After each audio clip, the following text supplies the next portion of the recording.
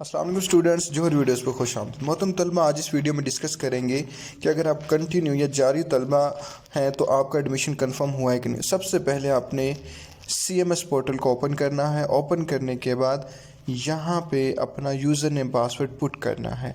Put करने के बाद आपने लॉगिन होना है और फाइनेंशियल अकाउंट पे जाना है और आपने पेमेंट हिस्ट्री पे क्लिक करना है कि आपकी जो पेमेंट हिस्ट्री है वो यहाँ पे पेड है कि नहीं। अगर यहाँ पे आपकी फ़ीस पे नहीं है, इट्स मीन कि अगर आपने किसी शॉप से करवाया उसने आपकी फ़ीस पे नहीं की, ठीक है, या अगर कोई भी इशू हो सकता है।